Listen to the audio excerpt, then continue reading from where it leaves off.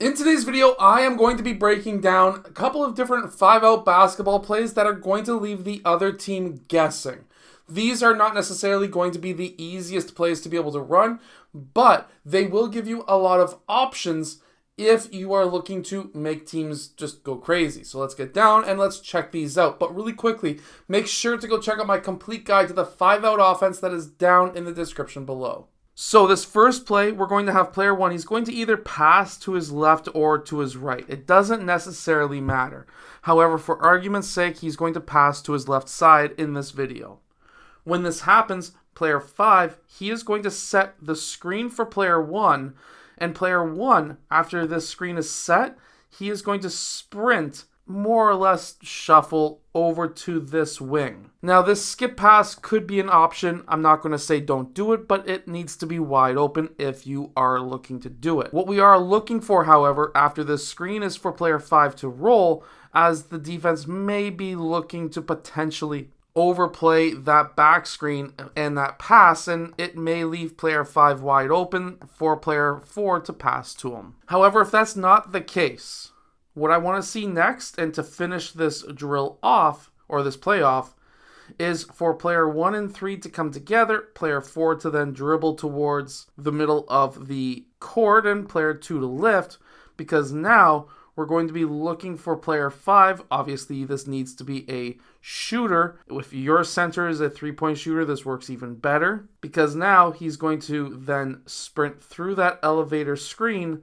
and hopefully he will be wide open for that pass. Now, if your center is not going to be a shooter, then you can just really slot in any one of your shooters in that position. Now, this next play, player 1 is going to dribble to his left or to his right. It doesn't necessarily matter, but let's say he goes towards his left. He's going to set that dribble handoff with player 4. When that happens, player 1 is going to then continue through and set the down screen for player 2. Player 4 is going to be dribbling up top, and we're seeing a pin down on this side as well. Now, off of these screens and player 4 dribbling to the top, player 3 is going to be then popping up for the three-point shot, and player 2 is going to be curling in towards the middle of the key.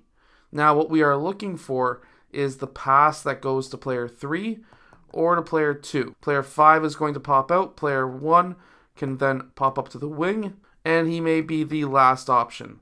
If all else fails, player 2 can just clear out, and you can switch into 5-out. Or run another 5-out play, 5-out motion, or another set 5-out play, one or the other. Now remember, this should be a play, or at least a style, that you really want to be able to go straight into a motion of some kind, because that is what really gets the 5-out offense to be really popular. Now this next play, we're going to start with the ball out on the wing.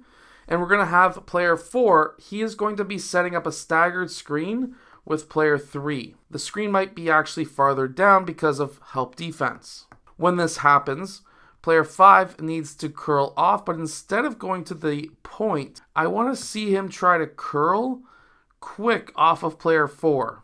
Because what's going to happen is his man is going to try and chase him off, hopefully gets ran into that screen. If he comes off that screen and he's still not open, I want to go straight into a dribble handoff with player 2 along the baseline. Because now we're going to have a player at the elbow, 3 should be cleared out, 4 should be cleared out. Now with player 2 getting that dribble handoff, player 1 is going to be rolling, and now player 2 has multiple options, preferably to the high post first, so that we can get a high to low post pass from player 5 to player 1.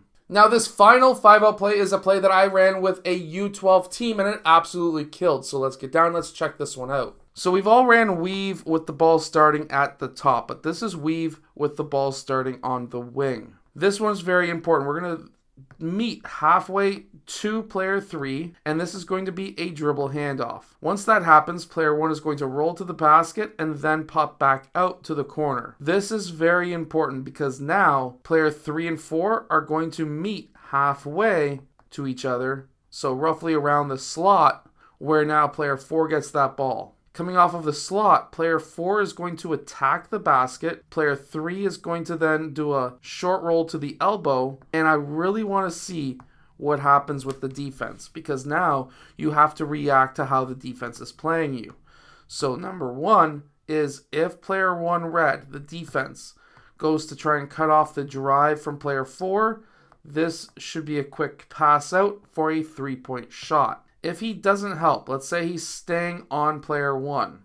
Now you want to read where help is. If help is here and player 5 is cutting, you could hit player 5 with the pass.